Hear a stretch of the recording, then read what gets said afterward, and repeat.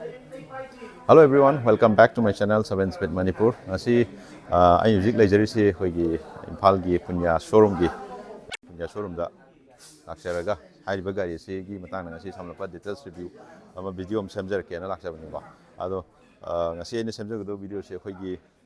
Hyundai ga no hoigi second generation gi hoigi Venue duni ba. Ado si gi details se ngasi pup khangmina na si video si honar si ko. Ado di mayam video si nauna thena ragana subscribe like and share to san bio. Gari ga mai lena mo content ni matang pura la ko da dum ni so mai tar. Ado gari se kamai tawge habdu yeng minar se. Ado ai karigomba sinawsingna khoi karigomba showroom jigi contact number pambiragadi ai description dum hapsaramage screen dum phone jaramage serum contact toksan biraga adongi lebe any question leraga su adagi loan gi matang bu khangninga su ado contact dum toksan bi yagani ko ado video si hojjalasi ko okay ahan bada khoi gi gari sigi magi looks han habetang yengminasi ko sina khoi gi side looks ta smaina lakani ko aduga front gi su ai epit bulake ko front gi na smaina urane adu gari se yengbuda documentic hana dagi henna amna fajaba ma adum oire ko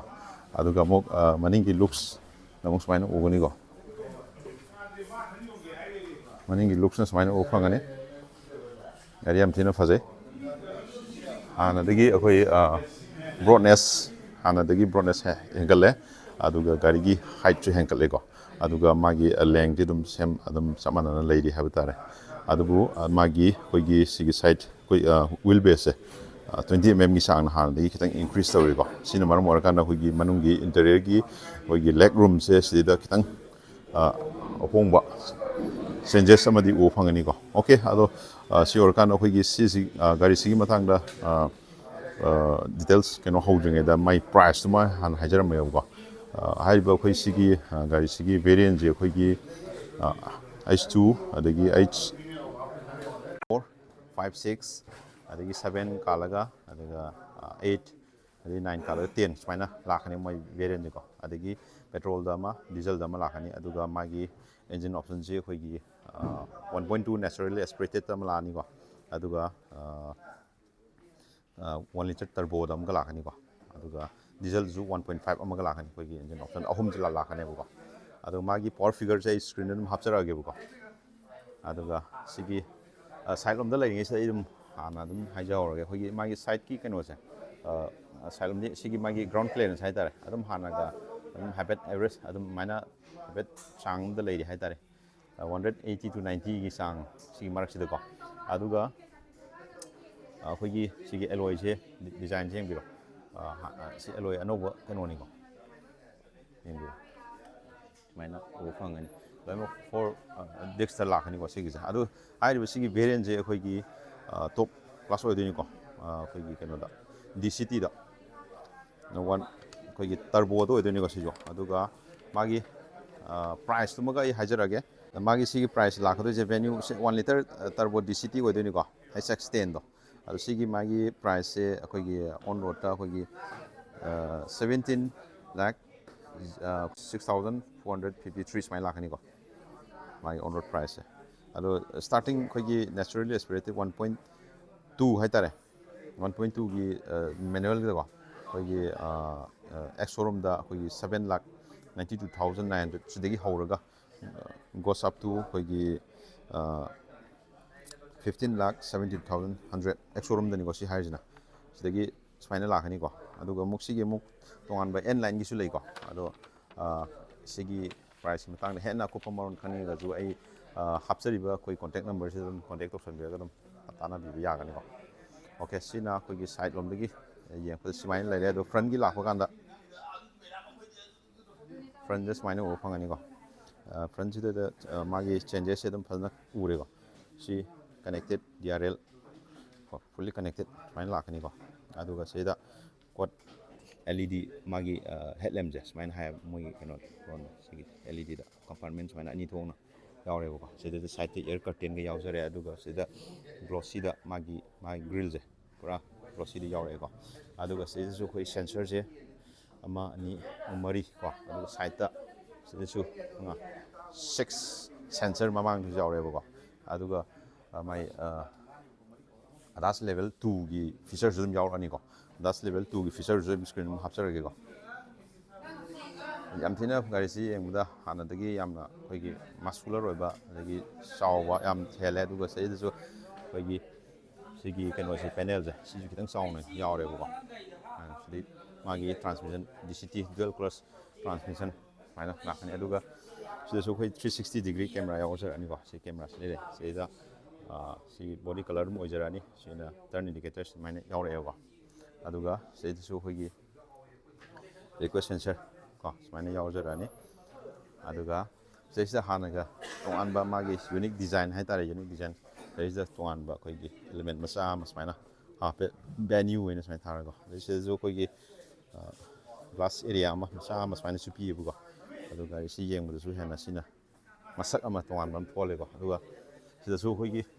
ꯃꯥꯒꯤ SUV looks ꯑꯃ ꯀꯩ ꯍꯥꯏꯇꯥꯔꯦ ꯂꯩꯅꯕꯒꯤꯗꯃꯛꯇ ꯍꯥꯏꯇꯥꯔꯦ ꯃꯥꯒꯤ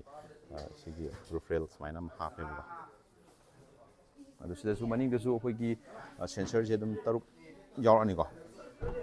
sensor 6 ꯑꯗꯨꯝ ꯌꯥꯎꯔꯛꯑꯅꯤ ꯑꯗꯨꯒ ꯃꯅꯤꯡꯒꯤ ꯂꯨꯛꯁꯦ ꯑꯩꯈꯣꯏꯒꯤ ꯁꯤꯗꯩꯗ ꯃꯌꯥꯝꯅ ꯁꯨꯝ ꯍꯥꯏꯅꯕꯗ ꯑꯩꯈꯣꯏꯒꯤ ꯔꯦꯟꯖ ꯔꯣቨꯔꯒꯤ ꯑꯃ ꯂꯨꯛꯁ ꯑꯃ ꯁꯤꯗꯩꯗ ꯃꯥꯏ ꯃꯁꯛꯁꯦ ꯑꯗꯨꯒꯤ ꯀꯩꯅꯣꯝꯃ ꯑꯗꯨꯝ ꯂꯩꯌꯦꯅ ꯍꯥꯏꯀꯣ ꯑꯗꯨꯝ ꯌꯦꯡꯕꯗꯁꯨ ꯍꯥꯏꯐꯦꯠ ꯑꯗꯨꯝ ꯃꯥꯟꯁꯨ ꯃꯥꯜꯂꯤꯀꯣ ꯑꯗꯨ ꯃꯌꯥꯝꯒꯤ ꯀꯣꯃꯦꯟꯗ ꯁꯨꯝ ꯍꯥꯏꯕꯤꯔꯛꯑꯣꯀꯣ ꯑꯗꯣ ꯁꯤ ꯔꯤꯐ꯭ꯂꯦꯛꯇꯔꯁꯨ ꯁꯨꯃꯥꯏꯅ ꯍꯥꯞꯄꯦꯀꯣ ꯃꯃꯥꯡꯗ DRL ꯍꯥꯞꯀꯗꯕ ꯑꯗꯨꯃꯥꯏꯅ ꯃꯁꯛꯁꯦ ꯍꯥꯏꯐꯦꯠ ꯃꯥꯟꯅꯅꯀꯣ ꯑꯗ ꯁꯤꯗꯩꯁꯨ ꯑꯩꯈꯣꯏꯒꯤ ꯐꯨꯜꯂꯤ ꯀꯅꯦꯛꯇꯦꯠ ꯑꯣꯏꯗꯣꯏꯅꯤꯀꯣ LEDꯗ ꯑꯗꯨꯒ ꯁꯤꯒꯤꯁꯨ ꯚꯦꯅ꯭ꯌꯨꯁꯦ ꯑꯁꯤ ꯑꯩꯈꯣꯏꯒꯤ ꯃꯅꯨꯡꯗ ꯑꯗꯨꯝ ꯌꯥꯎꯔꯦꯀꯣ ꯁꯨꯃꯥꯏꯅ ꯑꯩꯈꯣꯏ ꯆꯥꯝꯕ ꯈꯣꯠꯄꯗꯁꯨ ꯅꯨꯡꯉꯥꯏꯇꯕꯗꯣ ꯑꯗꯨ ꯂꯩꯔꯔꯣꯏꯀꯣ ꯁꯤꯗꯗꯤ ꯁꯨꯃꯥꯏꯅ ꯆꯥꯝꯕ ꯇꯛꯄꯗ ꯁꯤ ꯃꯅꯨꯡꯗ ꯒ꯭ꯂꯥꯁꯅ ꯇꯧꯔꯒ ꯃꯅꯨꯡꯗ ꯍꯥꯞꯄꯦꯕꯀꯣ ꯑꯗꯩ ꯃꯥꯒꯤ ꯂꯣꯒꯣꯁꯤ ꯂꯩꯖꯔꯦ ꯔꯤꯌꯔ ꯋꯥꯏꯄꯔ ꯂꯩꯖꯔꯦ ꯗꯤꯐꯣꯒꯔ ꯍꯥꯏ ꯃꯥꯎꯟꯇꯦഡ് ꯁ꯭ꯇꯣꯞ ꯂꯦꯝ ꯁꯥꯐꯤꯟ ꯑꯦꯟꯇꯤꯅꯥ ꯑꯗꯣ ꯁꯤꯒꯤ ꯁ꯭ꯄꯣꯏꯂꯔꯁꯦ ꯁꯤꯁꯨ ꯌꯥꯝꯅ ꯁ꯭ꯄꯣꯔꯇꯤ ꯑꯣꯏꯀꯣ ꯌꯦꯡꯕꯗ ꯁꯤꯒꯤꯁꯨ ꯌꯥꯝꯅ ꯍꯦꯟꯇꯣꯛꯑꯒ ꯌꯥꯎꯋꯦꯕꯀꯣ ꯑꯗꯨꯅ ꯌꯦꯡꯕꯗꯁꯨ ꯌꯥꯝ ꯐꯖꯍꯜꯂꯦ ꯍꯥꯏꯇꯥꯔꯦ ꯑꯗꯣ ꯑꯔꯥꯎꯟ ꯃꯥꯒꯤ ꯑꯩꯈꯣꯏꯒꯤ ꯃꯣꯏꯅ ꯄꯤꯕ ꯑꯦꯛꯁꯄꯦꯛꯇꯦꯠ ꯃꯥꯏꯂꯦꯖ ꯍꯥꯏꯕ ꯇꯥꯔꯦ ꯃꯥꯏꯂꯦꯖꯁꯦ ꯑꯩꯈꯣꯏꯒꯤ 1.2 ꯑꯔꯥꯎꯟ 18 ꯀꯤꯂꯣꯃꯤꯇꯔꯒꯤ ꯁ꯭ꯋꯥꯏꯒꯤ ꯑꯦꯔꯤꯌꯥꯁꯤꯗ ꯁꯨꯃꯥꯏꯅ ꯐꯪꯉꯦꯅ ꯍꯥꯏꯌꯦꯕꯀꯣ ꯑꯗꯒꯤ 1 ꯂꯤꯇꯔ ꯇꯔꯕꯣꯁꯨ 1 ꯂꯤꯇꯔ ꯇꯔꯕꯣꯁꯤꯅ ꯑꯃꯨꯛ ꯈꯤꯇꯪ ꯍꯦꯜꯂꯦꯕꯀோ ꯑꯗꯣ ꯑꯗꯒꯤ ꯑꯃꯨꯛ ꯗꯤꯖꯜꯒꯤꯁꯨ ꯍꯥꯏꯇꯥꯔꯦ ꯗꯤꯖꯜꯗꯨꯅ ꯑꯃꯨꯛ ꯈꯤꯇꯪ ꯍꯦꯜꯂꯛꯀꯗꯣꯏꯅꯦꯕꯀꯣ ꯑꯣꯀꯦ ꯑꯗꯣ ꯑꯦꯛꯁꯇꯦꯔꯤꯌꯔꯒꯤꯁꯤ ꯁꯨꯃꯥꯏꯅ ꯍꯥꯏꯐꯦꯠ ꯁꯝꯂꯞꯄ ꯗꯤꯇꯦꯜꯁ ꯍꯥꯏꯈ꯭ꯔ ꯃꯇꯨꯡꯗ ꯃꯅꯨꯡꯒꯤꯁꯨ ꯀꯩꯀꯩ ꯂꯩꯒꯦ ꯀꯩꯀꯩ ꯆꯦꯟꯖꯦꯁ ꯂꯩꯒꯦ ꯈꯣꯠꯀꯦ ꯍꯥꯏꯕꯗꯨꯁꯨ ꯑꯗꯨꯝ ꯃꯌꯥꯝ ꯑꯗꯨꯗꯤ ꯌꯦꯡꯃꯤꯟꯅꯔꯁꯤꯀꯣ ꯑꯗꯣ ꯃꯅꯨꯡ ꯆꯪꯗ꯭ꯔꯤꯉꯩꯗ ꯁꯤ ꯑꯃꯇꯪꯒ ꯑꯩ ꯍꯥꯏꯐꯦꯠꯇꯪ ꯍꯥꯏꯖꯔꯝꯒꯦꯀꯣ ꯁꯤꯒꯤ ꯃꯥꯒꯤ ꯀꯩꯅꯣꯁꯦ ꯃꯥꯒꯤ ꯃꯅꯤꯡꯒꯤ ꯕꯨꯠ ꯁ꯭ꯄꯦꯁꯁꯦ ꯑꯗꯣ ꯁꯤꯒꯤ ꯀꯦꯃꯦꯔꯥꯁꯨ ꯌꯥꯎꯋꯦꯀꯣ ꯃꯅꯤꯡꯒꯤ ꯁꯤ ꯂꯩꯔꯦꯀꯣ ꯑꯗꯣ ꯃꯥꯒꯤ ꯕꯨꯠ ꯁ꯭ꯄꯦꯁꯁꯦ ꯑꯃꯨꯛꯇꯪ ꯍꯥꯡꯇꯣꯛꯑ ꯌꯦꯡꯃꯤꯟꯅꯁꯤꯀꯣ ꯁꯨꯃꯥꯏꯅ ꯂꯩꯌꯦꯀꯣ ꯑꯗꯣ 365 ꯀꯣ ꯂꯤꯇꯔ ꯑꯗꯩ ꯁꯤꯠꯁꯨ 60-40 ꯁ꯭ꯄ꯭ꯂꯤꯠ ꯌꯥꯒꯅꯤ ꯑꯗꯨꯒ ꯁꯤꯠꯁꯨ ꯑꯩꯈꯣꯏꯒꯤ ꯕꯨꯠ ꯔꯤꯗꯤꯡ ꯂꯦꯝꯞ ꯀꯣ ꯑꯗꯩ ꯁꯤꯅ ꯕꯣꯁꯀꯤ ꯁꯥꯎꯟ ꯑꯃ ꯁꯤꯗ ꯑꯗꯨꯝ ꯍꯥꯞꯆꯤꯜꯂꯦ ꯑꯗꯩ ꯍꯨꯛꯁꯨ ꯌꯥꯎꯔꯦꯀꯣ ꯑꯗꯨꯒ ꯃꯥꯒꯤ ꯁꯤꯗꯁꯨ ꯇꯥꯌꯔꯁꯦ ꯁꯤꯗ ꯑꯃ ꯌꯥꯎꯔꯤꯁꯦ 15 ꯏꯟꯆꯇ ꯌꯥꯎꯋꯦꯕꯀꯣ ꯑꯗꯨꯒ ꯑꯩꯈꯣꯏꯒꯤ ꯇꯥꯌꯔ ꯁꯥꯏꯖꯁꯦ 16 ꯑꯣꯏꯗꯣꯏꯅꯦꯕꯀꯣ ꯁꯤꯒꯤꯁꯦ ꯁꯤꯁꯦ 16 ꯑꯣꯏꯗꯣꯏꯅꯦ ꯁꯤꯗꯒꯤ ꯑꯃ ꯍꯟꯊꯔꯒ 15 ꯁꯥꯏꯖꯇ ꯁꯨꯃꯥꯏꯅ ꯌꯥꯎꯋꯦꯕꯀꯣ ꯑꯗꯨꯒ ꯁꯤꯗꯁꯨ ꯑꯩꯈꯣꯏꯒꯤ ꯈꯨꯠ ꯄꯥꯏꯐꯝꯁꯤꯗ ꯁꯨꯃꯥꯏꯅ ꯍꯥꯞꯄꯦꯀꯣ ꯁꯤ ꯁꯤ LEDꯗ ꯌꯥꯎꯔꯦꯀꯣ ꯑꯗꯨꯗꯤ ꯆꯤꯡꯊꯔꯒꯦꯕꯀꯣ ꯑꯗꯩ ꯄꯥꯔꯁꯦꯜ ꯇ꯭ꯔꯦꯁꯨ ꯌꯥꯎꯔꯦ ꯑꯣꯀꯦ ꯑꯗꯨꯒ ꯁꯤꯗꯁꯨ ꯑꯩꯈꯣꯏꯒꯤ ꯃꯥꯒꯤ ꯕꯦꯖꯤꯡ ꯇꯔꯕꯣ ꯕꯦꯖꯤꯡꯁꯤꯗ ꯌꯥꯎꯔꯦꯀꯣ ꯑꯗꯨꯗꯤ ꯃꯅꯨꯡꯗ ꯆꯪꯉꯁꯤꯀꯣ ꯔꯤꯀ꯭ꯋꯦꯁ ꯁꯦꯟꯁꯔ ꯃꯅꯨꯡ ꯆꯪꯉꯁꯤ ꯃꯅꯨꯡ ꯆꯪꯉꯒ ꯑꯃꯨꯛ ꯌꯦꯡꯁꯤꯀꯣ ꯑꯗ ꯃꯥꯒꯤ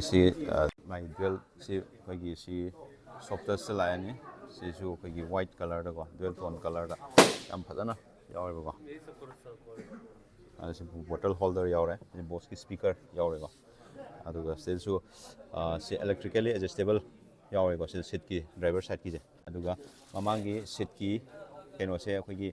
ꯚꯦꯟꯇꯤꯂꯦꯇꯦꯠꯇ ꯂꯥꯛꯀꯅꯤꯀꯣ ꯁꯤꯒꯤ ꯑꯅꯤꯃꯛ ꯑꯗꯨꯒ ꯑꯁꯤꯁꯨ AC ꯚꯦꯟ ꯂꯨꯛꯁ ꯑꯃ ꯁꯨꯃꯥꯏꯅ ꯎꯕ ꯐꯪꯒꯅꯤ ꯑꯗꯨ ꯁ꯭ꯇꯥꯔꯠ ꯁ꯭ꯇꯣꯞ ꯕꯇꯟ ꯁꯤꯗ ꯄꯤꯔꯦꯕꯀꯣ ꯑꯗꯨꯒ ꯑꯩ ꯃꯅꯨꯡꯗ ꯀꯥꯈꯠꯂꯒꯦ ꯃꯅꯨꯡ ꯀꯥꯈꯠꯂꯒ ꯑꯃꯨꯛꯇꯪ ꯌꯦꯡꯃꯤꯟꯅꯁꯤꯀꯣ ꯑꯩ ꯍꯧꯖꯤꯛ ꯏꯟꯇꯔꯤꯌꯔꯒꯤ ꯑꯃꯨꯛ ꯌꯦꯡꯉꯁꯤꯀꯣ ꯏꯟꯇꯔꯤꯌꯔꯁꯦ ꯑꯗꯨꯛꯀꯤ ꯃꯇꯤꯛ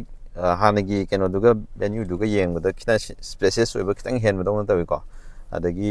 ꯃꯅꯨꯡꯒꯤ ꯑꯩꯈꯣꯏꯒꯤ ꯃꯦꯇꯔꯤꯌꯦꯜꯁꯤꯡꯁꯤ ꯎꯔꯒꯁꯨ ꯑꯩꯈꯣꯏꯒꯤꯗ ꯄ꯭रीꯃꯤꯌꯝꯅꯦꯁ ꯑꯃꯁꯨ ꯍꯦꯟꯅ ꯀꯩ ꯍꯥꯏꯇꯥꯔꯦ ꯑꯗꯨꯃꯁꯨ ꯈꯤꯇꯪ ꯍꯦꯟꯕꯗꯧꯅ ꯇꯧꯋꯤ ꯍꯥꯟꯅꯒ ꯌꯦꯡꯅꯕꯗꯀꯣ ꯑꯗꯨ ꯑꯩꯒꯤ ꯄꯔꯁꯣꯅꯦꯜ ꯑꯣꯏꯅ ꯍꯥꯏꯖꯔꯣ ꯍꯥꯏꯔꯒꯗꯤ ꯁꯤꯒꯤ ꯁ꯭ꯇꯤꯌꯔꯤꯡꯁꯤꯃꯗꯤ ꯌꯥꯝ ꯊꯤꯅ ꯄꯥꯝꯃꯦꯀꯣ ꯃꯔꯝꯗꯤ ꯃꯥꯒꯤ ꯁꯤꯗꯩꯗ ꯂꯣꯒꯣꯒꯤ ꯀꯩꯅꯣꯁꯦ ꯍꯥꯟꯅꯒꯤꯁꯦ ꯌꯥꯎꯗ꯭ꯔꯦꯕꯀꯣ ꯑꯗꯨꯒ ꯁꯨꯃꯥꯏꯅ 4 ꯗꯣꯠꯇ ꯁꯨꯃꯥꯏꯅ ꯑꯃ ꯄꯤꯌꯦꯕꯀꯣ ꯁꯤꯅ ꯌꯦꯡꯕꯗꯁꯨ ꯑꯩꯈꯣꯏ ꯈꯪꯗꯦ ꯀꯩꯅꯣꯝꯃ ꯇꯣꯉꯥꯟꯕ ꯌꯨꯅꯤꯛ ꯑꯣꯏꯕ ꯑꯃꯗꯤ ꯑꯗꯨꯝ ꯑꯣꯏꯍꯜꯂꯦ ꯗꯤꯀꯠ ꯁꯦꯞꯇ ꯂꯥꯛꯀꯅꯤꯀꯣ ꯑꯗꯨ ꯁꯤꯗ ꯑꯩꯈꯣꯏ ꯀ꯭ꯔꯨꯁ ꯀꯟꯇ꯭ꯔꯣꯜꯒꯤꯁꯨ ꯁꯣꯝꯗ ꯌꯥꯎꯔꯦꯀꯣ ꯑꯗꯨ ꯃꯦꯗꯤꯌꯥ ꯀꯟꯇ꯭ꯔꯣꯜꯁꯤꯅ ꯁꯤꯁꯨ ꯑꯗꯨꯝ ꯌꯥꯎꯔꯦꯕꯀꯣ ꯑꯗꯨꯒ ꯁꯤꯒꯤꯁꯨ ꯌꯦꯡꯕꯤꯔꯣ ꯑꯩꯈꯣꯏꯒꯤ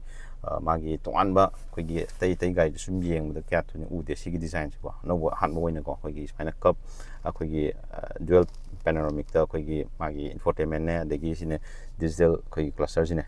ꯁꯨꯃꯥꯏꯅ ꯁꯝꯅꯔꯒ ꯂꯥꯛꯑꯦꯕꯀꯣ ꯑꯗꯨꯅ ꯌꯦꯡꯕꯗ ꯌꯥꯝ ꯊꯤꯅ ꯐꯖꯍꯜꯂꯦ ꯍꯥꯏꯇꯥꯔꯦ ꯑꯗꯨꯒ ꯁꯤꯗꯁꯨ ꯑꯩꯈꯣꯏꯒꯤ wireless Apple CarPlay Android auto support ꯂꯣꯏ ꯂꯥꯛꯑꯅꯤꯀꯣ ꯑꯗꯨꯒ ꯁꯤꯗꯁꯨ ꯑꯩꯈꯣꯏꯒꯤ ꯐꯤꯖꯤꯀꯦꯜ ꯑꯣꯏꯅ ꯑꯩꯈꯣꯏꯒꯤ ꯕꯇꯟꯁꯤꯡꯁꯦ ꯑꯦꯁꯤꯒꯤ ꯀꯟꯇ꯭ꯔꯣꯜꯁꯦ ꯐꯤꯖꯤꯀꯦꯜ ꯑꯣꯏꯅꯁꯨ ꯂꯣꯏ ꯄꯤꯔꯦꯕꯀꯣ ꯑꯗꯨꯒ ꯁꯤꯗꯁꯨ ꯑꯩꯈꯣꯏꯒꯤ ꯃꯥꯒꯤ ꯇꯆꯁꯦ ꯂꯣꯏꯅꯃꯛ ꯃꯦꯇꯔꯤꯌꯦꯜꯁꯦ ꯌꯥꯝꯅ ꯀꯩ ꯍꯥꯏꯇꯥꯔꯦ ꯄ꯭ꯔꯤꯃꯤꯌꯝ ꯂꯣꯏ ꯑꯣꯏꯔꯦ ꯑꯩꯈꯣꯏ ꯄꯥꯏꯕ ꯈꯣꯠꯄꯗꯁꯨ ꯌꯦꯡꯕꯗ ꯌꯥꯝ ꯅꯨꯡꯉꯥꯏꯔꯦ ꯑꯗꯨꯒ ꯁꯤꯗꯁꯨ ꯑꯩꯈꯣꯏꯒꯤ ꯄꯦꯅꯦꯜ ꯑꯃ ꯑꯩꯈꯣꯏ ꯐꯣꯟ ꯆꯥꯔꯖꯔ ꯍꯥꯏꯇꯥꯔꯦ ꯃꯥꯒꯤ ꯇ꯭ꯔꯤ ꯑꯃ ꯁꯤꯗ ꯌꯥꯎꯔꯦꯀꯣ ꯋꯦꯌꯔꯂꯦꯁꯀꯤꯀꯣ ꯑꯗꯨꯒ ꯁꯤ ꯃꯈꯥꯁꯤꯗꯁꯨ ꯑꯩꯈꯣꯏ ꯐꯣꯟ ꯅꯨꯡ ꯊꯝꯕ ꯈꯣꯠꯄꯒꯤ ꯑꯃꯁꯨ ꯑꯗꯨꯝ ꯌꯥꯕꯒꯤ ꯀꯩꯅꯣꯝ ꯁ꯭ꯄꯦꯁ ꯑꯃꯁꯨ ꯄꯤꯔꯦ ꯑꯗꯨꯒ ꯆꯥꯔꯖꯤꯡ ꯄꯣꯔꯠ ꯁꯨꯃꯥꯏꯅ ꯑꯅꯤ ꯑꯃꯁꯨ ꯌꯥꯎꯔꯦꯕꯀꯣ ꯑꯗꯨꯒ 12 ꯚꯣꯜꯠꯀꯤ ꯁꯣꯀꯦꯠ ꯑꯃꯁꯨ ꯁꯤꯗ ꯑꯃꯨꯛ ꯄꯤꯌꯦꯕꯀꯣ ꯑꯗꯨꯒ ꯁꯤꯗ ꯑꯩꯈꯣꯏꯒꯤ ꯁꯤꯒꯤ ꯃꯈꯥ ꯇꯥꯕ ꯑꯩꯈꯣꯏꯒꯤ ꯁꯤꯒꯤ ꯃꯥꯒꯤ ꯒꯤꯌꯔꯒꯤ ꯀꯩꯅꯣ ꯅꯣꯞꯁꯤ ꯂꯩꯔꯦꯀꯣ ꯑꯗꯨꯝ ꯄꯥꯏꯕꯗ ꯑꯗꯨꯝ ꯀꯩ ꯍꯥꯏꯇꯥꯔꯦ ꯑꯗꯨꯝ ꯇꯣꯉꯥꯜꯂꯦ ꯍꯥꯏꯇꯥꯔꯦ ꯑꯗꯨꯒ ꯁꯤꯗꯁꯨ ꯑꯩꯈꯣꯏꯒꯤ ꯃꯥꯒꯤ ꯁꯤꯁꯦ ꯑꯩꯅ ꯍꯧꯖꯤꯛ ꯂꯩꯔꯤꯁꯦ DCTꯒꯤ ꯀꯩꯅꯣꯗꯨꯅꯤ ꯇ꯭ꯔꯥꯟꯁꯃꯤꯁꯟꯗꯨꯅꯤ ꯑꯗꯨꯅ ꯁꯤꯗ ꯃꯥꯒꯤ ꯑꯣꯇꯣꯃꯦꯇꯤꯛꯀꯤ ꯃꯥꯒꯤ ꯀꯩꯅꯣꯗꯣ ꯂꯣꯏ ꯄꯤꯔꯦꯕꯀꯣ ꯑꯗꯨ ꯁꯤꯗꯁꯨ ꯑꯩꯈꯣꯏꯒꯤ ꯄꯥꯔꯀꯤꯡ ꯕ꯭ꯔꯦꯛ ꯍꯥꯏꯇꯥꯔꯦꯀꯣ ꯑꯣꯇꯣ ꯍꯣꯜ ꯑꯗꯒꯤ ꯁꯤꯗꯩꯗ ꯑꯩꯈꯣꯏ ꯀꯞ ꯍꯣꯜꯗꯔ ꯑꯅꯤ ꯑꯗꯨꯒ ꯁꯤꯗꯩꯗꯁꯨ ꯑꯩꯈꯣꯏꯒꯤ ꯃꯌꯥꯏꯁꯤꯗ ꯁꯨꯃꯥꯏꯅ ꯑꯩꯈꯣꯏ ꯐꯣꯟꯒꯨꯝꯕ ꯁꯨꯃꯥꯏꯅ ꯊꯝꯒꯦ ꯍꯥꯏꯔꯒꯁꯨ ꯁꯨꯝ ꯌꯥꯔꯦꯕꯀꯣ ꯁꯤꯗꯁꯨ ꯑꯗꯨꯒ ꯑꯩꯈꯣꯏꯒꯤ ꯇ꯭ꯔꯦꯛꯁꯟꯒꯤ ꯃꯣꯠꯁꯦ ꯑꯩꯈꯣꯏ ꯁ꯭ꯅꯣ ꯃꯠ ꯆꯦꯟ ꯀꯥꯏꯅ ꯁꯨꯃꯥꯏꯅ ꯌꯥꯎꯋꯦꯕꯀꯣ ꯑꯗꯨꯒ ꯁꯤꯗꯁꯨ ꯑꯩꯈꯣꯏꯒꯤ ꯚꯦꯟꯇꯤꯂꯦꯇꯦꯠ ꯁꯤꯠ ꯍꯥꯏꯇꯥꯔꯦ ꯑꯅꯤꯃꯛ ꯂꯣꯏ ꯑꯣꯏꯔꯛꯑꯅꯦꯕꯀꯣ ꯑꯗꯨꯒ ꯑꯩꯈꯣꯏꯒꯤ 360 ꯗꯤꯒ꯭ꯔꯤ ꯀꯦꯃꯦꯔꯥ ꯀꯣ ꯑꯩ ꯑꯗꯨꯁꯨ ꯍꯥꯏꯐꯦꯠ ꯌꯦꯡꯍꯟꯖꯔꯒꯦꯕꯀꯣ ꯑꯗꯨꯒ ꯁꯤꯗꯁꯨ ꯑꯩꯈꯣꯏꯒꯤ ꯃꯣꯏꯒꯤ ꯁꯣꯁꯤ ꯍꯥꯟꯅꯒ ꯃꯥꯟꯅꯗ꯭ꯔꯦꯀꯣ ꯁꯨꯃꯥꯏꯅ ꯂꯥꯛꯑꯦ ꯑꯩꯈꯣꯏꯒꯤ ꯄꯣꯀꯦꯠꯇ ꯀꯩꯗ ꯍꯥꯞꯄ ꯈꯣꯠꯄꯗꯁꯨ ꯌꯥꯝꯅ ꯅꯨꯡꯉꯥꯏꯒꯗꯧꯕ ꯑꯗꯨꯝ ꯀꯩꯅꯣ ꯑꯣꯏ ꯑꯩꯈꯣꯏꯒꯤ ꯔꯥꯎꯟ ꯑꯣꯏꯔꯒꯀꯣ ꯁꯤꯗꯅ ꯑꯩꯈꯣꯏ ꯂꯣꯛ ꯁꯤ ꯑꯟꯂꯣꯛ ꯑꯗꯩ ꯍꯣꯜ ꯊꯝꯃꯒ ꯀꯩꯅꯣ ꯈꯔ ꯌꯥꯎꯔꯤ ꯍꯥꯏꯇꯥꯔꯦ ꯁꯤꯗ ꯑꯣꯀꯦ ꯑꯗꯨ ꯁꯨꯃꯥꯏꯅ ꯎꯕ ꯐꯪꯒꯅꯤ ꯑꯗꯨꯒ ꯃꯅꯤꯡꯗ ꯁꯨꯃꯥꯏꯅ ꯑꯩꯈꯣꯏꯒꯤ ꯑꯥꯝꯔꯦꯁ ꯍꯥꯏꯇꯥꯔꯦ ꯁꯨꯃꯥꯏꯅ ꯂꯩꯔꯅꯤ ꯑꯗꯨꯒ ꯁꯤꯒꯤ ꯑꯥꯝꯔꯦꯁꯁꯦ ꯈꯤꯇꯪ ꯁ꯭ꯇꯣꯔꯦꯖꯁꯦ ꯈꯤꯇꯪꯗꯤ ꯊꯦꯜꯂꯦꯀꯣ ꯑꯗꯨ ꯁ꯭ꯇꯣꯔꯦꯖ ꯃꯆꯥ ꯑꯃꯗꯤ ꯌꯥꯎꯔꯦ ꯑꯗꯨꯒ ꯁꯤꯗꯩꯁꯤꯗ ꯗꯦꯁꯕꯣꯔꯗꯁꯦ ꯑꯩꯈꯣꯏꯒꯤ ꯗ꯭ꯋꯦꯜ ꯇꯣꯟꯗ ꯌꯥꯝꯅ ꯐꯖꯅꯀꯣ ꯑꯃ ꯌꯥꯎꯋꯦ ꯍꯥꯏꯇꯥꯔꯦ ꯍꯥꯏꯗꯤ ꯁꯤꯒꯤꯁꯤꯒ ꯀꯂꯔ ꯑꯣꯞꯁꯟꯁꯦ ꯑꯗꯨꯒ ꯁꯤꯗ ꯚꯦꯅ꯭ꯌꯨ ꯑꯣꯏꯅ ꯐꯖꯅ ꯊꯥꯔꯒ ꯁꯤ ꯇꯦꯛꯆꯔꯒꯁꯦꯀꯣ ꯌꯥꯝꯅ ꯀꯩ ꯍꯥꯏꯇꯥꯔꯦ ꯁ꯭ꯀ꯭ꯔꯦꯆ ꯀꯩꯅꯣ ꯑꯣꯏꯅꯕ ꯍꯥꯏꯇꯥꯔꯦ ꯑꯗꯩ ꯁꯤꯗꯩꯗꯁꯨ ꯃꯣꯏꯒꯤ ꯁ꯭ꯄꯦꯁꯁꯦ ꯁꯤꯗꯁꯨ ꯐꯣꯟ ꯀꯩꯀꯩ ꯊꯝꯕ ꯌꯥꯏꯑꯕꯀꯣ ꯁꯨꯃꯥꯏꯅ ꯑꯗꯨꯝ ꯐꯣꯟ ꯂꯣꯏ ꯁꯤꯗ ꯊꯝꯕ ꯌꯥꯅꯕꯒꯤ ꯑꯃ ꯌꯥꯎꯔꯤꯑꯕꯀꯣ ꯑꯗꯨꯅ ꯁꯤꯁꯨ ꯌꯥꯝ ꯐꯩ ꯁ꯭ꯄꯦꯁ ꯃꯦꯅꯦꯖꯃꯦꯟꯁꯦ ꯑꯗꯨꯝ ꯐꯖꯅ ꯄꯤ ꯍꯥꯏꯕ ꯇꯥꯔꯦ ꯑꯗꯩ ꯁꯤꯗꯁꯨ ꯑꯩꯈꯣꯏꯒꯤ ꯆꯥꯔꯖꯤꯡ ꯄꯣꯔꯠ ꯀꯩꯅꯣꯝꯃꯁꯨ ꯌꯥꯎꯔꯤ ꯀꯣ ꯑꯗꯨꯒ ꯃꯥꯏ ꯁ꯭ꯄꯦꯁ ꯁꯨꯃꯥꯏꯅ ꯎꯕ ꯐꯪꯒꯅꯤꯀꯣ ꯑꯗꯣ ꯏꯟꯇꯔꯤꯌꯔꯁꯦ ꯌꯦꯡꯕꯗ ꯌꯥꯝ ꯄ꯭ꯔꯤꯃꯤꯌꯝ ꯑꯣꯏꯌꯦꯀꯣ ꯑꯗꯩ ꯁꯤꯁꯨ ꯑꯣꯇꯣ ꯗꯤꯃꯤꯡ IRBM ꯑꯣꯏꯔꯛꯑꯅꯤꯀꯣ ꯑꯗꯣ ꯁꯤꯁꯨ ꯁꯟꯔꯨꯐ ꯁꯨꯃꯥꯏꯅ ꯂꯥꯛꯀꯅꯤꯀꯣ ꯑꯗꯣ ꯁꯤ ꯔꯤꯒꯨꯂꯔ ꯁꯟꯔꯨꯐ ꯍꯥꯏꯇꯥꯔꯦ ꯄꯦꯅꯣꯔꯥꯃꯤꯛꯇꯤ ꯑꯣꯏꯗ꯭ꯔꯦꯕꯀꯣ ꯑꯗꯨꯒ ꯁꯨꯃꯥꯏꯅ ꯂꯣꯏ ꯁꯨꯃꯥꯏꯅ ꯂꯩꯔꯦ ꯃꯥꯒꯤ ꯃꯅꯨꯡꯒꯤ ꯏꯟꯇꯔꯤꯌꯔꯁꯤꯒꯤ ꯗꯤꯖꯥꯏꯟꯁꯦ ꯑꯗꯨꯒ ꯁꯤꯗ ꯚꯦꯅꯤꯇꯤ ꯃꯤꯔꯔ ꯌꯥꯎꯔꯅꯤ ꯀꯣ ꯑꯗꯩ ꯁꯤ ꯒ꯭ꯔꯦꯞ ꯍꯦꯟꯗꯜ ꯌꯥꯎꯖꯔꯦ ꯑꯗꯩ ꯁꯤꯗꯁꯨ ꯇꯤꯀꯦꯠ ꯍꯣꯜꯗꯔ ꯀꯣ ꯌꯥꯎꯔꯦ ꯑꯗꯨꯒ ꯁꯤꯗꯁꯨ ꯑꯩꯈꯣꯏ ꯂꯥꯏꯠꯁꯦ ꯁꯨꯃꯥꯏꯅ ꯁꯤꯗꯅ ꯑꯩꯈꯣꯏ LEDꯗ ꯄꯤꯗꯦ ꯍꯦꯂꯣꯖꯦꯟꯗ ꯁꯨꯃꯥꯏꯅ ꯄꯤꯌꯦꯕꯀꯣ ꯑꯗꯨꯒ ꯁꯦꯟꯇꯔ ꯀꯣꯟꯁꯣꯜꯗ ꯁꯨꯃꯥꯏꯅ ꯎꯔꯦ ꯑꯗꯨꯒ ꯁꯤꯒꯤ ꯑꯩꯈꯣꯏꯒꯤ ꯗ꯭ꯔꯥꯏꯚꯔꯒꯤ ꯁꯤꯠꯀꯤ ꯊꯥꯏ ꯁꯞꯄꯣꯔꯠꯁꯤꯃꯗꯤ ꯌꯥꯝ ꯐꯖꯩꯀꯣ ꯑꯩꯒꯤ ꯑꯗꯨꯝ 5.8 ꯋꯥꯡꯉꯁꯨ ꯃꯥꯏ ꯑꯩꯒꯤ ꯀꯩꯅꯣꯁꯦ ꯊꯥꯏ ꯁꯞꯄꯣꯔꯠꯁꯦ ꯌꯥꯝ ꯐꯖꯅ ꯂꯩ ꯍꯥꯏꯇꯥꯔꯦ ꯑꯗꯨ ꯁꯤꯗꯁꯨ ꯑꯩꯈꯣꯏꯒꯤ ꯗꯦꯠ ꯄꯦꯗꯜ ꯁꯤꯗ ꯑꯗꯨꯝ ꯌꯥꯎꯔꯦꯀꯣ ꯑꯗꯨꯅꯤ ꯃꯃꯥꯡꯒꯤ ꯍꯥꯏꯕꯨ ꯁꯨꯃꯥꯏꯅ ꯂꯩ ꯍꯥꯏꯇꯥꯔꯦ ꯑꯗꯨ ꯁꯤꯒꯤ ꯀꯟꯇ꯭ꯔꯣꯜꯁꯤꯡꯁꯦ ꯁꯨꯃꯥꯏꯅ ꯎꯕ ꯐꯪꯒꯅꯤ ꯑꯁꯤꯅ ꯀꯩꯅꯣꯒꯤꯅꯤ ꯁꯤ ORBMꯒꯤꯅꯤꯀꯣ ꯏꯂꯦꯛꯇ꯭ꯔꯤꯀꯦꯜꯂꯤ ꯐꯣꯜꯗꯦꯕꯜ ꯑꯣꯏꯔꯅꯤ ꯑꯗꯨꯒ ꯁꯤ ꯗ꯭ꯔꯥꯏꯚꯔ ꯋꯤꯟꯗꯣ ꯂꯣꯛ ꯇꯧꯕꯩ ꯗꯣꯔ ꯂꯣꯛ ꯇꯧꯕꯩꯅꯤꯀꯣ ꯑꯗꯨ ꯁꯤꯗꯁꯨ ꯈꯨꯠ ꯄꯥꯏꯐꯝ ꯈꯣꯠꯐꯝ ꯁꯨꯃꯥꯏꯅ ꯑꯃ ꯌꯥꯎꯋꯦꯕꯀꯣ ꯑꯗꯨꯒ ꯁꯤꯗꯩꯁꯤꯗ ꯁ꯭ꯄꯦꯁꯁꯦ ꯍꯥꯏꯗꯤ ꯍꯥꯟꯅꯒꯤꯗꯤ ꯈꯨꯠ ꯊꯝꯐꯝꯁꯦ ꯁꯤꯗꯒꯤ ꯁꯨꯃꯥꯏꯅ ꯊꯧꯕ ꯀꯥꯟꯗ ꯁꯤ ꯊꯦꯡꯕꯅꯦ ꯍꯥꯏꯗꯤ ꯈꯔ ꯅꯛꯄꯅꯦꯕꯀꯣ ꯑꯗꯣ ꯍꯧꯖꯤꯛꯇꯤ ꯌꯥꯝꯅ ꯁ꯭ꯄꯦꯁꯁꯦ ꯃꯔꯥꯡ ꯀꯥꯏꯅ ꯂꯩꯕꯗꯧꯅ ꯇꯧꯔꯦꯕꯀꯣ ꯗ꯭ꯔꯥꯏꯚꯔ ꯔꯨꯝꯁꯦ ꯑꯩꯈꯣꯏꯒꯤ ꯁꯤꯒꯤ ꯀꯣꯛꯄꯤꯠ ꯑꯦꯔꯤꯌꯥ ꯍꯥꯏꯇꯥꯔꯦ ꯁꯤꯒꯤ ꯖꯒꯥꯁꯦ ꯑꯗꯨꯝ ꯁ꯭ꯄꯦꯁꯦꯁ ꯑꯗꯨꯝ ꯑꯣꯏꯌꯦꯕꯀꯣ ꯑꯗꯣ ꯑꯩ ꯃꯅꯤꯡꯗ ꯑꯃꯨꯛ ꯌꯦꯡꯁꯤꯀꯣ ꯑꯗꯨꯒ ꯄꯦꯗꯜ ꯁꯤꯐꯇꯔꯒꯤ ꯈꯨꯗꯣꯡꯆꯥꯕꯁꯨ ꯁꯤꯒꯤ ꯀꯩꯅꯣꯁꯤꯗ ꯌꯥꯎꯔꯦꯀꯣ ꯑꯗꯣ ꯁꯤꯅ ꯀꯩꯅꯣꯒꯤꯅꯤ ꯑꯩꯈꯣꯏꯒꯤ ꯋꯥꯏꯄꯔ ꯀꯟꯇ꯭ꯔꯣꯜ ꯁꯤꯅ ꯂꯥꯏꯠꯀꯤ ꯀꯟꯇ꯭ꯔꯣꯜ ꯂꯥꯛꯀꯅꯤꯀꯣ ꯑꯗꯨꯒ ꯑꯃꯨꯛ ꯁꯣꯝꯗ ꯑꯃꯨꯛ ꯌꯦꯡꯁꯦ ꯆꯪꯉꯒ ꯁꯤ ꯂꯩꯔꯦ ꯑꯗꯣ ꯁꯤꯗꯩꯗꯁꯨ ꯑꯩꯈꯣꯏꯒꯤ ꯕꯣꯇꯜ ꯍꯣꯜꯗꯔ ꯑꯆꯧꯕ ꯌꯥꯎꯔꯦꯀꯣ ꯑꯗꯩ ꯈꯨꯠ ꯄꯥꯏꯕ ꯃꯃꯥꯡ ꯑꯗꯨꯝ ꯆꯞ ꯃꯥꯟꯅꯔꯦ ꯄꯋꯥꯔ ꯋꯤꯟꯗꯣ ꯕꯣꯁꯀꯤ ꯁꯥꯎꯟ ꯂꯥꯛꯑꯅꯤ ꯕꯣꯁ ꯁꯥꯎꯟ ꯑꯗꯨꯝ ꯐꯖꯕꯅꯤꯀꯣ ꯑꯗꯨꯒ ꯁꯤꯗꯩꯁꯤꯁꯨ ꯑꯩꯈꯣꯏꯒꯤ ꯁꯟꯁꯦꯠ ꯑꯃ ꯁꯨꯃꯥꯏꯅ ꯄꯤꯌꯦꯕꯀꯣ ꯁꯤ ꯌꯥꯝꯅ ꯑꯩꯈꯣꯏꯒꯤ ꯅꯨꯡꯉꯥꯏꯕ ꯑꯩꯈꯣꯏ ꯐꯤꯆꯔ ꯑꯃ ꯑꯗꯨꯝ ꯑꯣꯏꯔꯦ ꯁꯤꯁꯨꯀꯣ ꯑꯗꯣ ꯁꯤ ꯃꯅꯨꯡ ꯆꯪꯉꯒ ꯑꯃꯨꯛ ꯌꯦꯡꯁꯦ ꯍꯥꯏꯇꯥꯔꯦ ꯆꯪꯗ꯭ꯔꯤꯉꯩꯗ ꯁꯤꯒꯤ ꯃꯥꯒꯤ ꯍꯥꯏꯐꯦꯠ ꯆꯥꯎꯔꯥꯛꯄ ꯑꯃ ꯌꯦꯡꯊꯣꯛꯁꯤꯀꯣ ꯁꯤ ꯌꯦꯡꯕ ꯑꯩꯈꯣꯏꯒꯤ ꯃꯥꯒꯤ ꯑꯩꯈꯣꯏ ꯄꯦꯁꯦꯟꯖꯔꯒꯤ ꯁꯤꯠꯁꯦ ꯈꯔ ꯄꯨꯜꯂꯞꯀ ꯇꯧꯔꯒ ꯌꯥꯝꯅ ꯀꯝꯐꯣꯔꯇꯦꯕꯂꯤ ꯑꯣꯏꯅ ꯑꯩꯈꯣꯏꯒꯤ ꯐꯝꯕꯩ ꯅꯨꯡꯉꯥꯏꯅꯕꯒꯤ ꯃꯑꯣꯡꯗ ꯌꯥꯎꯋꯦꯕꯀꯣ ꯑꯗꯨꯒ ꯁꯤꯗꯁꯨ ꯑꯩꯈꯣꯏꯒꯤ ꯀꯩ ꯍꯥꯏꯇꯥꯔꯦ ꯁꯤꯒꯤ ꯏꯟꯀ꯭ꯂꯥꯏꯟ ꯔꯤꯀ꯭ꯂꯥꯏꯟ ꯁꯤꯠꯁꯤꯒꯤ ꯀꯩꯅꯣꯁꯦ ꯁꯤꯁꯨ ꯌꯥꯏꯀꯣ ꯁ꯭ꯇꯦꯞꯁꯦ ꯇꯨ ꯁꯤꯗ ꯑꯃ ꯂꯩꯔꯦ ꯑꯗꯨꯒ ꯁꯨꯃꯥꯏꯅ ꯑꯅꯤ ꯊꯣꯛꯅ ꯌꯥꯏꯑꯕꯀꯣ ꯑꯗꯨꯅ ꯑꯩꯈꯣꯏꯒꯤ ꯂꯣꯡ ꯖꯔꯅꯤ ꯆꯠꯀꯦ ꯍꯥꯏꯔꯒꯁꯨ ꯑꯗꯨꯝ ꯌꯥꯝ ꯔꯤꯂꯦꯛꯁ ꯄꯣꯖꯤꯁꯟ ꯑꯗꯨꯝ ꯆꯠꯄ ꯌꯥꯕꯒꯤ ꯈꯨꯗꯣꯡꯆꯥꯕ ꯑꯗꯨꯝ ꯐꯪꯒꯅꯤ ꯑꯗꯨꯒ ꯁꯤꯅ ꯑꯥꯏꯁꯣꯐꯤꯛꯁ ꯆꯥꯏꯜ ꯃꯥꯎꯟꯇꯦꯠꯀꯤ ꯁꯤꯠ ꯀꯩꯅꯣꯗꯨꯅꯤꯀꯣ ꯑꯗꯨꯒ ꯀꯥꯈꯠꯂꯁꯤ ꯀꯥꯈꯠꯂꯒ ꯌꯦꯡꯁꯤꯀꯣ ꯑꯁꯤ ꯂꯩꯔꯦ ꯑꯗꯨꯒ ꯔꯦꯌꯔ ꯄꯦꯁꯦꯟꯖꯔꯒꯤꯗꯃꯛꯇ ꯃꯥꯒꯤ ꯅꯤ ꯔꯨꯝꯁꯤ ꯌꯦꯡꯕꯤꯔꯣ ꯑꯩꯒꯤ ꯃꯃꯥꯡꯗ ꯆꯞ ꯆꯥꯅ ꯑꯩꯒꯤ ꯍꯥꯏꯠꯀꯤ ꯑꯦꯀꯣꯔꯗꯤꯡ ꯇꯨ ꯃꯥꯏ ꯍꯥꯏꯠ ꯍꯥꯏꯇꯥꯔꯦ ꯑꯩ ꯆꯞ ꯆꯥꯅ ꯊꯝꯃꯝꯃꯦ ꯑꯗꯣ ꯍꯧꯖꯤꯛ ꯂꯩꯔꯤꯕ ꯂꯦꯝꯍꯧꯔꯤꯕ ꯑꯩꯒꯤ ꯂꯦꯛ ꯔꯨꯝꯁꯤ ꯑꯗꯨꯛꯀꯤ ꯃꯔꯥꯡ ꯀꯥꯏꯅ ꯂꯩꯀꯣ ꯌꯥꯝ ꯊꯤꯅ ꯁ꯭ꯄꯦꯁ ꯑꯗꯨꯝ ꯃꯔꯥꯡ ꯀꯥꯏꯅ ꯂꯩ ꯍꯥꯏꯇꯥꯔꯦ ꯉꯥꯙꯔ ꯆꯠꯄꯒꯤ ꯌꯥꯝꯅ ꯅꯨꯡꯉꯥꯏꯕ ꯄꯣꯖꯤꯁꯟ ꯑꯃ ꯑꯗꯨꯝ ꯑꯣꯏꯔꯦ ꯍꯥꯏꯇꯥꯔꯦ ꯑꯗꯨꯒ ꯁꯤꯗꯁꯨ ꯑꯩꯈꯣꯏꯒꯤ ꯃꯅꯤꯡꯒꯤ ꯔꯤꯌꯔ ꯑꯦꯁꯤ ꯚꯦꯟ ꯁꯨꯃꯥꯏꯅ ꯂꯩꯔꯦ ꯑꯗꯨꯒ ꯑꯩꯈꯣꯏꯒꯤ ꯄꯦꯁꯦꯟꯖꯔ ꯑꯅꯤꯒꯤ ꯆꯥꯔꯖꯤꯡ ꯄꯣꯔꯠ ꯑꯅꯤ ꯑꯃꯃꯝꯒ ꯄꯤꯔꯦ ꯑꯗꯨꯒ ꯁꯤꯗꯁꯨ ꯐꯣꯟ ꯍꯣꯜꯗꯔ ꯀꯣ ꯑꯃ ꯑꯗꯨꯝ ꯌꯥꯎꯔꯦꯀꯣ ꯑꯗꯨꯒ ꯁꯤꯗꯁꯨ ꯑꯥꯝꯔꯦꯁ ꯌꯥꯎꯔꯦꯀꯣ ꯁꯤꯗ ꯑꯥꯝꯔꯦꯁꯁꯨ ꯌꯥꯎꯔꯦ ꯌꯥꯝꯅ ꯂꯤꯡꯅ ꯁ꯭ꯃꯥꯔꯠ ꯑꯣꯏꯅ ꯌꯥꯝꯅ ꯅꯨꯡꯉꯥꯏꯅ ꯀꯩ ꯍꯥꯏꯇꯥꯔꯦ ꯀꯞ ꯍꯣꯜꯗꯔ ꯑꯅꯤꯒ ꯂꯣꯏꯅꯅ ꯌꯥꯝ ꯐꯖꯅ ꯄ꯭ꯔꯤꯃꯤꯌꯝ ꯑꯣꯏꯕ ꯁꯤꯠ ꯂꯦꯗꯔ ꯀꯣ ꯍꯥꯏꯇꯥꯔꯦ ꯑꯗꯨꯒ ꯁꯤꯒꯤ ꯀꯩꯅꯣꯁꯤꯁꯨ ꯑꯩꯈꯣꯏꯒꯤ ꯁꯤꯒꯤ ꯅꯤꯔꯨꯝꯁꯤꯁꯨ ꯑꯩꯈꯣꯏ ꯁꯤꯁꯨ ꯌꯥꯝꯅ ꯑꯩꯈꯣꯏ ꯀꯨꯁꯜꯂꯒ ꯑꯩꯈꯣꯏꯒꯤ ꯁ꯭ꯄꯦꯁꯁꯦ ꯍꯦꯟꯅ ꯐꯪꯅꯕꯒꯤꯗꯃꯛꯇ ꯌꯥꯎꯋꯦꯕꯀꯣ ꯑꯗꯨꯅ ꯃꯔꯥꯡ ꯀꯥꯏꯅ ꯍꯥꯏꯔꯦ ꯑꯗꯨꯒ ꯃꯈꯥꯗꯁꯨ ꯑꯩꯈꯣꯏ ꯐ꯭ꯂꯣꯔ ꯕꯣꯔꯠꯁꯦ ꯃꯌꯥꯏꯒꯤꯁꯦ ꯈꯤꯇꯪꯗꯤ ꯑꯩꯈꯣꯏ ꯃꯌꯥꯏꯗ ꯍꯝ ꯑꯣꯏꯕ ꯈꯤꯇꯪ ꯌꯥꯎꯋꯦꯀꯣ ꯑꯗꯨ ꯁꯤꯁꯦ ꯌꯥꯝ ꯀꯟꯅ ꯑꯗꯨꯝ ꯅꯦꯒ꯭ꯂꯤꯖꯤꯕꯜ ꯑꯗꯨꯝ ꯍꯥꯏ ꯌꯥꯔꯦ ꯌꯥꯝ ꯀꯟꯅ ꯋꯥꯡꯕ ꯅꯠꯇꯦꯕꯀꯣ ꯑꯗꯨꯅ ꯀꯩꯁꯨ ꯁꯤꯅ ꯄ꯭ꯔꯣꯕ꯭ꯂꯦꯝꯗꯤ ꯀꯩꯁꯨ ꯑꯣꯏꯗꯧ ꯃꯥꯟꯗꯦ ꯑꯗꯨꯒ ꯁꯤꯗ ꯂꯥꯏꯠ ꯍꯦꯂꯣꯖꯦꯟꯗ ꯁꯤꯁꯨ ꯒ꯭ꯔꯦꯞ ꯍꯦꯟꯗꯜ ꯌꯥꯎꯔꯦꯀꯣ ꯑꯗꯩ ꯁꯤꯗ ꯍꯨꯛ ꯑꯃꯁꯨ ꯄꯤꯔꯤꯕꯀꯣ ꯑꯗꯨ ꯁꯤꯅꯤ ꯁꯨꯃꯥꯏꯅ ꯂꯩꯒꯅꯤ ꯑꯗꯨꯒ ꯁꯤꯗꯁꯨ ꯑꯩꯈꯣꯏꯒꯤ 3 ꯄꯣꯏꯟꯠ ꯁꯤꯠ ꯕꯦꯜ ꯁꯨꯃꯥꯏꯅ ꯁꯤꯗ ꯄꯤꯔꯦ ꯀꯣ ꯁꯤꯗ ꯀꯩꯅꯣ ꯑꯅꯤꯒꯤ ꯑꯗꯨ ꯑꯦꯗꯖꯁꯇꯦꯕꯜ ꯂꯣꯏ ꯑꯣꯏꯔꯛꯑꯅꯤꯀꯣ ꯁꯨꯃꯥꯏꯅ ꯂꯩ ꯑꯗꯨꯒ ꯁꯤꯅ ꯃꯅꯤꯡꯗꯒꯤ ꯎꯕ ꯃꯥꯒꯤ ꯗꯦꯁꯕꯣꯔꯗꯀꯤ ꯃꯥꯒꯤ ꯂꯨꯛꯁꯇꯨꯅꯤꯀꯣ ꯑꯗꯣ ꯑꯩ ꯃꯥꯒꯤ ꯐꯤꯆꯔꯁꯤꯡ ꯁꯝꯂꯞꯄ ꯏꯟꯇꯔꯤꯌꯔꯒꯤ ꯑꯦꯛꯁꯇꯦꯔꯤꯌꯔꯒꯤ ꯑꯗꯒꯤ ꯃꯥꯏ ꯐꯤꯆꯔꯁꯤꯡ ꯍꯥꯏꯇꯥꯔꯦ ꯑꯩꯗꯣ ꯁ꯭ꯀ꯭ꯔꯤꯟꯗ ꯑꯗꯨꯝ ꯍꯥꯞꯆꯔꯛꯑꯒꯦꯀꯣ ꯃꯌꯥꯝ ꯑꯗꯨꯒ ꯃꯥꯒꯤ ꯑꯩꯈꯣꯏꯒꯤ ꯒ꯭ꯂꯣꯕal NCAP ꯑꯗꯒꯤ ꯑꯩꯈꯣই ꯚꯥꯔꯠ NCAPꯀꯤꯗ ꯑꯩꯈꯣꯏꯒꯤ ꯀ꯭ꯔꯥꯁ ꯇꯦꯁ ꯇꯧꯕꯒꯤ ꯑꯗꯨꯒꯤ ꯀꯩꯅꯣꯗꯤ ꯍꯧꯖꯤꯛ ꯐꯥꯎꯒꯤ ꯑꯣꯏꯅꯗꯤ ꯁꯦꯐꯇꯤꯒꯤ ꯃꯥꯒꯤ ꯔꯦꯇꯤꯡꯗꯤ ꯊꯣꯛꯇ꯭ꯔꯤꯑꯕꯀꯣ ꯑꯗꯣ ꯃꯥꯁꯦ ꯑꯩꯈꯣꯏꯒꯤ 5 ꯁ꯭ꯇꯥꯔꯒꯤ ꯁꯦꯇꯤꯡ ꯄꯨꯔꯛꯄ ꯉꯝꯒꯗꯧ ꯃꯥꯜꯂꯦ ꯃꯔꯝꯗꯤ ꯍꯥꯏꯗꯤ ꯁꯤꯒꯤ ꯃꯥꯒꯤ ꯄ꯭ꯂꯦꯠꯐꯣꯝꯁꯤꯗ ꯁꯥꯈꯤꯕ ꯑꯩꯈꯣꯏ ꯁꯥꯏꯔꯣꯁꯇꯣ ꯃꯣꯏ ꯑꯩꯈꯣꯏꯒꯤ ꯁꯦꯐꯇꯤꯗ ꯑꯩꯈꯣꯏ ꯚꯥꯔꯠ NCAPꯇ ꯑꯩꯈꯣꯏ 5 ꯁ꯭ꯇꯥꯔ ꯐꯪꯕ ꯉꯝꯈꯤꯑꯕꯀꯣ